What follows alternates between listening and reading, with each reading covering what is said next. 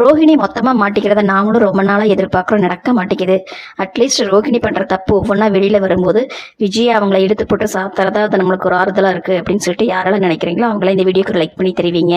இங்க ரோஹிணி பாத்தீங்கன்னா ஷோரூம்ல வேலை செய்யற அந்த ராணி கொடுத்த லேகியத்தை மனோஜுக்கு கலந்து கொடுத்த ஆன்டி கிட்ட இருந்து அவனை மொத்தமா வந்துட்டு நம்ம பக்கமா மாத்தணும் அப்படின்னு சொல்லிட்டு எப்படியாவது மனோஜுக்கு இன்னைக்கு கலந்து கொடுத்தே ஆகணும்னு சொல்லிட்டு பிளான் பண்றாங்க. நைட்டு பாத்தீங்கன்னா வீட்டுல எல்லாரும் உட்காந்து சாப்பிட்டு இருக்காங்க. அப்ப ரோஹிணி இருந்துட்டு மீனா ஒரு டம்ளர் பால் வேணும் எடுத்து வச்சிருங்க அப்படின்னு சொல்றாங்க. அப்ப மனோஜ் இருந்துட்டு பாலா ரோஹிணி நீ வந்துட்டு பாலெல்லாம் குடிக்க மாட்டேல நைட்டு அப்படின்னு சொல்லவும் அது ஒண்ணும் இல்ல மனோஜ் உனக்கு தான் அப்படின்னு சொல்லி சொல்றாங்க. அதை கேட்ட மனோஜ் எனக்கு ஒன்னும் நான் கேட்கவே இல்லையே அப்படின்னு சொல்லி சொல்லவும் இல்ல மனோஜ் நீ வந்துட்டு ஒரு டம்ளர் பால் குடி அப்படின்னு சொல்றாங்க. உடனே விஜயா இருந்துட்டு எதுக்கடி வந்துட்டு புதுசா எல்லாம் இது பண்ணிட்டு இருக்க, மனோஜ் இதுக்கு முன்னாடி எல்லாம் பாலெல்லாம் நைட் குடிக்க மாட்டானே இப்ப என்ன புதுசா அப்படின்னு சொல்லி கேக்குறாங்க. அப்ப ரோஹிணி வந்துட்டு அது ஒண்ணும் இல்ல ஆண்டி குடிச்சா வந்துட்டு மனோஜ் உடம்புக்கு நல்லது தானே அதனாலதான் வந்துட்டு நான் சொன்னேன் அப்படிங்கவும் இங்க விஜயா பாத்தீங்கன்னா யோசிக்கிறாங்க. இவ என்ன மனோஜ் மேல அக்கறை இருக்கிற மாதிரி வந்துட்டு சொல்லிட்டு இருக்காரு, என்னடி புதுசா வந்துட்டு என் பையன் மேல அக்கறை இருக்கிற மாதிரி நடிக்கிறியா அப்படின்னு சொல்லி கேக்குறாங்க. அப்ப ரோஹிணி வந்துட்டு அதெல்லாம் ஒண்ணும் இல்ல ஆண்டி அப்படின்னு சொல்லிட்டு அவங்க பாத்தீங்கன்னா சாப்பிட்டு எந்திரிச்சு போறாங்க. அப்ப அண்ணாமலை வந்துட்டு விட விஜயா இப்ப என்ன மனோஜ் மேலோட அக்கறையினாலதான் வந்து ரோஹிணி எப்படி சொல்றா, அதை எதுக்கு வந்துட்டு நீ இப்படி பெருசுப்படுத்திட்டு இருக்க, சரி நீ பேசாம சாப்பிடு அப்படின்னு சொல்லி சொல்றாரு. அதுக்கப்புறம் எல்லாரும் சாப்பிட்டு எந்திரிச்சு போகவும் இப்ப விஜயா இருந்துட்டு டேய் மனோஜ் என்னடா நீ தான் வந்துட்டு பொருட்டி கிட்ட பால் எடுத்துட்டு வந்து தர சொன்னியா அப்படிங்கவும் இல்லம்மா நான் அவகிட்ட ஒண்ணும் கேட்கல அவளதான் இப்படி சொல்லிட்டு இருக்கா அப்படிங்கிறாங்க. இப்ப விஜயா வந்துட்டு சரி சரி போய் படுப்போம் அப்படின்னு சொல்லிட்டு அங்கிருந்து போறாங்க. இங்க எல்லாரும் போனதுக்கு அப்புறம் இங்க ரோஹிணி பாத்தீங்கன்னா கிச்சனுக்குள்ள வந்துட்டு பாலை காய்ச்சிட்டு இருக்காங்க. அப்ப விஜயா பாத்தீங்கன்னா ரூம்குள்ள வந்தவங்க வாட்டர் பாட்டில தண்ணி இல்ல அப்படின்னு சொல்லிட்டு தண்ணி பிடிக்கிறதுக்காக இங்க வராங்க. அப்ப கிச்சனுக்குள்ள இருக்கிற ரோஹிணிய பார்த்துட்டு இவ என்ன புதுசா வந்துட்டு என் பையன் மேல அக்கறை இருக்கிற மாதிரி வந்துட்டு நடிச்சிட்டு இருக்கா, அப்படியே பால் வேணும்னாலும் மீனாவை தானே காய்ச்சி தர சொல்லுவா, இவ என்னமோ புதுசா கிச்சனுக்குள்ள வந்துட்டு வேலை பண்ணிட்டு நடிச்சிட்டு இருக்காளே அப்படின்னு சொல்லிட்டு எட்டி பாக்குறாங்க. கரெக்டா அந்த நேரம் பாத்தீங்கன்னா ரோஹிணி அவங்க கொண்டு வந்த லேகியத்தை வந்து எடுத்து அந்த பால்ல கலக்குறாங்க. அதை பார்த்த விஜயா அதிர்ச்சியா இருக்குது. இவ என்ன எனத்த கலக்குறா, என் பையனுக்கு தானே வந்துட்டு பாலை காய்ச்சி கொண்டு போறேன்னு சொல்லி சொன்னா அதுக்குள்ள இவ எனத்தைய கலக்குறாளே அப்படின்னு சொல்லிட்டு விஜயா பயங்கர அதிர்ச்சியோட பார்த்துட்டு இருக்காங்க.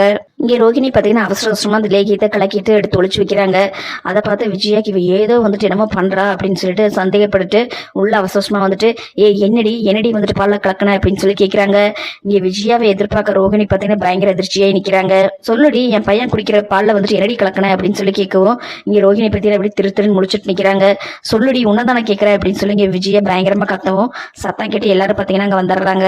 அப்ப அண்ணாமலை இருந்துட்டு விஜயா என்ன ஆச்சு அப்படின்னு சொல்லி கேட்கவும் எங்க மனோஜுக்கு இவ பாலை காய்ச்சி எடுத்துட்டு போனால அப்படிங்கவும் அதைத்தான் அந்த விஷயத்த நான் அப்பவே விடுன்னு சொல்லிட்டு நான் மறுபடியும் எதுக்கு அதை பத்தி பேசிட்டு இருக்கேன் அப்படின்னு சொல்லி கேட்கிறாரு. ஏங்க நான் சொல்றதை கொஞ்சம் முழுசா கேளுங்க, மனோஜுக்கு கொண்டு போற பால்ல வந்துட்டு விதையா கலக்குனாங்க. அப்ப முத்து வந்துட்டு பால்ல எனத்தை கலக்குவாங்க சர்க்கரை தானே அப்படின்னு சொல்லுவோம். டே நீ வாயை மூடிட்டுடா அப்படின்னு சொல்லிட்டு சொல்லுடி என்னடி கலக்குன அது எங்கடி ஒழிச்சு வச்ச அப்படின்னு சொல்லிட்டு கத்துறாங்க. இங்க ரோஹிணிக்கோ ஐயோ இப்படி வந்து மாட்டிக்கிட்டமே இப்ப நம்ம என்ன பதில் சொல்றது அப்படின்னு சொல்லிட்டு பயங்கர அதிர்ச்சியோட நின்றுட்டு இருக்காங்க. அப்ப மனோஜ் வந்துட்டு என்னமா சொல்றீங்க, ரோஹிணி வந்துட்டு பால்ல என்ன கலக்கணா அப்படின்னு சொல்லவும் அதான்டா தெரியல, அவ ஏதோ வந்துட்டு ஒளிச்சு வச்சு இதை கலக்கிட்டு இருந்தாடா.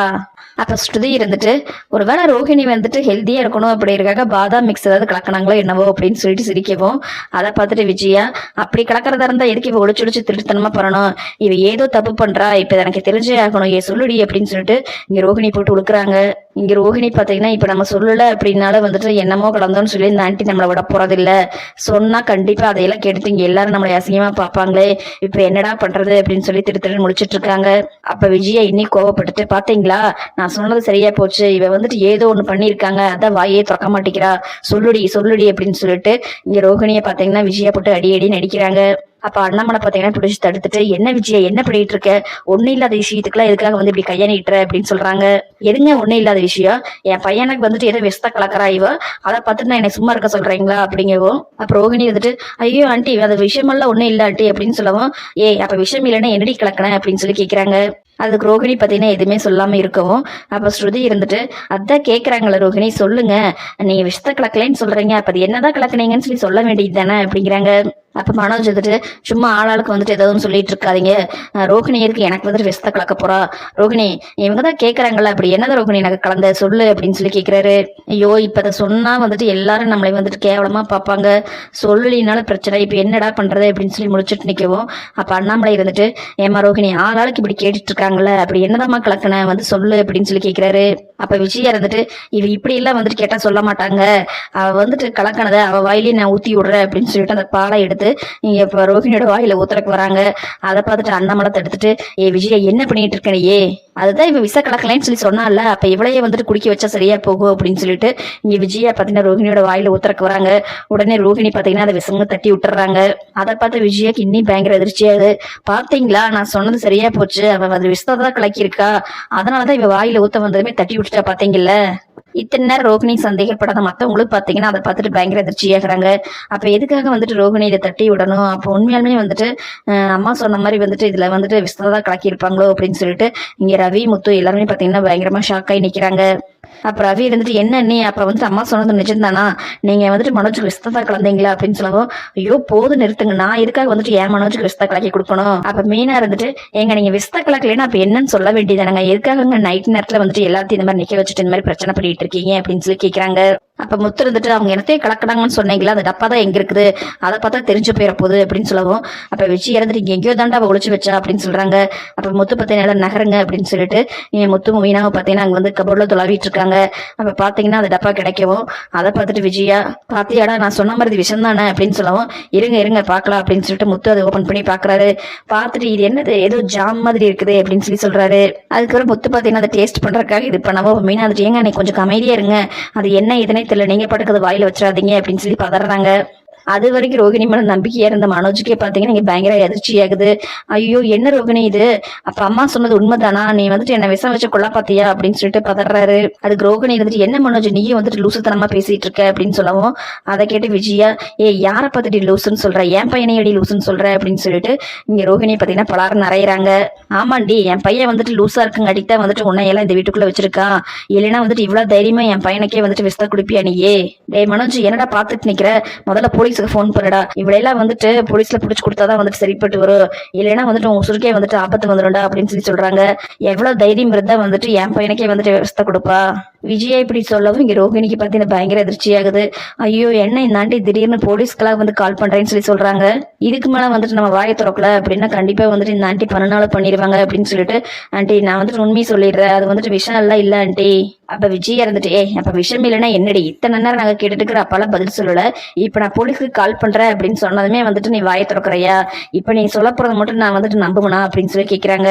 அப்ப ரோகிணி வந்துட்டு ப்ளீஸ் ஆண்டி நான் சொல்றதை கேளுங்க அப்படின்னு சொல்லவும், அதெல்லாம் நான் ஒன்னும் கேட்க முடியாது, டே மனோஜ் நீ போலீஸ்க்கு கால் பண்ணு அப்படிங்கிறாங்க. அப்ப அண்ணாமலை இருந்துட்டு விஜயா கொஞ்சம் அமைதியா இரு, ரோகிணி ஏதோ சொல்ல வரல அப்படின்னு சொல்லவும், அப்ப விஜயா இருந்துட்டு என்னங்க நீங்க, அவ வந்துட்டு போலீஸ்ல தப்பிக்கிறதுக்காக வந்துட்டு ஏதாவது கதை சொல்லுவா, அவளுக்கெல்லாம் வந்துட்டு என்ன பொய் சொல்றது என்ன புதுசா, ஏதாவது ஒரு பிரச்சனையில இருந்து தப்பிக்கணும் அப்படின்னா பொய் மேல பொய்யா தான் அவ சொல்லிட்டு இருப்பா, இப்பவும் வந்துட்டு ஏதாவது ஒண்ணு கட்டுக்கதை தான் கட்ட போறா, வேண்டாங்க நம்ம போலீஸ்லயே பிடிச்சு கொடுத்துடலாம், அவங்க விசாரிக்கிற விதத்துல விசாரிச்சா எல்லா உண்மையும் சொல்ல போறா அப்படிங்கவும், அப்புறம் ரோஹிணி எடுத்துட்டு ஐயோ போதும் நிறுத்துங்க ஆண்டி, நான் தான் உண்மையை சொல்றேனே அதெல்லாம் வந்து விஷயம் ஒண்ணும் கிடையாது, அது வெறும் லேகியம் தான் அப்படின்னு சொல்லிட்டு கத்துறாங்க. அதை கேட்டு வீட்டுல எல்லாரும் பாத்தீங்கன்னா ஆச்சரியமா பார்க்கவும், அப்ப விஜயா இருந்துட்டு என்னது லேகியமா அப்படின்னு சொல்லி கேக்குறாங்க. ஆமா ஆண்டி அது லேகியம் தான் ஆண்டி அப்படின்னு சொல்றாங்க. இங்க மனோஜ் இருந்துட்டு என்ன ரோகிணி சொல்ற லேகியமா, அதை எதுக்கு வந்துட்டு நீ எனக்கு கலெக்ட் கொடுக்குற அப்படின்னு சொல்லி கேக்குறாரு. அதுக்கு ரோகிணி பாத்தீங்கன்னா என்ன சொல்றான்னு தெரியாம அப்படியே திருட்டுத்தனமா முடிச்சுட்டு நிக்கிறாங்க. அப்ப விஜயா இருந்துட்டு என்னடி வந்துட்டு புதுசா கதை சொல்லிட்டு இருக்க, என்ன லேகியம், என் பையனுக்கு என்ன உடம்பு சரியில்லாம கைகள் வராமையா இருக்கா, அவனுக்கு எதுக்கடி வந்துட்டு லேகியம் இல்ல அப்படின்னு சொல்லி கேக்குறாங்க. அப்ப ரோகிணி இருந்துட்டு இல்ல ஆண்டி அது வந்து அப்படின்னு சொல்லவும், என்னடி வந்து போய் நிறுத்துட்டு இருக்க, மரியாதையை சொல்லுடி அப்படின்னு சொல்லிட்டு முடிய பிடிச்சி இழுக்கிறாங்க. அப்ப அண்ணாமலை இருந்துட்டு விஜயா கொஞ்சம் அமைதியா அவதான் ஏதோ சொல்ல வரல நீ கேப்போம் அப்படின்னு சொல்லிட்டு, ரோகிணி என்னம்மா இதுவா இருந்தாலும் கொஞ்சம் சொல்லுமா அப்படிங்கிறாரு. இல்ல அங்கிள் அது வந்து அப்படின்னு சொல்லிட்டு சொல்றதுக்கு பயங்கரமா தயங்குறாங்க. அப்ப முத்து இருந்துட்டு நீங்க வந்து போயிட்டு இருந்தா எப்பதான் வந்துட்டு இந்த கதையை கேட்கறது அப்படின்னு சொல்லவும், அப்ப ரோகிணி இருந்துட்டு அது வந்துட்டு வசியலேகியம் அப்படின்னு சொல்லி சொல்றாங்க. அதை கேட்டு இங்க விஜயாக்கு பாத்தீங்கன்னா பயங்கரமா அதிர்ச்சி ஆகுது. ஆனா அங்க அதை கேட்டு ஸ்ருதி பாத்தீங்கன்னா சிரிக்கிறாங்க. என்னது வசியலேகியமா அப்படின்னு சொல்லவும், அப்ப ரவி இருந்துட்டு கொஞ்சம் நீ அமைதியாயிரு அப்படின்னு சொல்லிட்டு என்ன சொல்றீங்க அப்படின்னு சொல்லி கேக்குறாங்க. இங்க முத்துவும் மீனா எல்லாரும் பாத்தீங்கன்னா ஒருத்தர் பாத்துக்கிறாங்க. என்னது வசியலேகியமா அப்படின்னு சொல்லி கேட்கவும், அப்ப அண்ணாமலை இருந்துட்டு என்னம்மா சொல்ற அப்படின்னு சொல்லி கேக்குறாரு. ஆமா அங்கிள் எனக்கும் மனோஜுக்கு வந்துட்டு அடிக்கடி சண்டை வருது இல்ல, அதனால எங்க 2 பேத்துக்குள்ள சண்டை வரக்கூடாது அப்படின்னா இந்த வசியலேகிய அவருக்கு கொடுத்தா வந்துட்டு நாங்க ஒத்துமையா இருப்போம்னு சொல்லி சொன்னாங்க. அதுக்கு தான் அங்கிள் இது நான் வாங்கிட்டு வந்தேன் அப்படின்னு சொல்லி சொல்றாங்க. அதை கேட்ட இங்க ஸ்ருதி பாத்தீங்கன்னா இன்னும் பயங்கரமா சிரிக்கிறாங்க.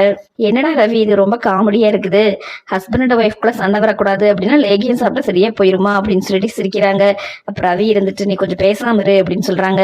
இங்க விஜயா இருந்துட்டு என்னடி சொன்ன வசிய லேகியமா, அது இதுக்கடி வந்துட்டு என் பையனுக்கு கொடுக்குற, என்னது என் பையனடி வந்து உங்கள்கிட்ட சண்டை போட்டுட்டு இருக்கான், என் பையனை வந்துட்டு எவ்வளவு ஒழுக்கமான நல்ல பையனை நான் வளர்த்தி வச்சிருக்கேன், நீ வந்துட்டு பொய் பித்தலாட்டம் பண்ணிட்டு இருக்காடித்த அதுலலாம் அவன் கோவப்படுறான், நீ ஒழுக்கமா நடந்துக்கிட்டா எதுக்கடி வந்துட்டு உங்க 2 பேத்துக்குள்ள பிரச்சனை வரப்போகுது, தப்பெல்லாம் வந்துட்டு உன் பக்கம் வச்சுட்டு தேவையில்லாம என்னென்னமோ கண்டதையெல்லாம் வந்துட்டு என் பையனுக்கு வந்து கலந்து கொடுத்து அவனை சாகடிக்க பாக்குறியாடி அப்படின்னு சொல்லி கேட்கிறாங்க.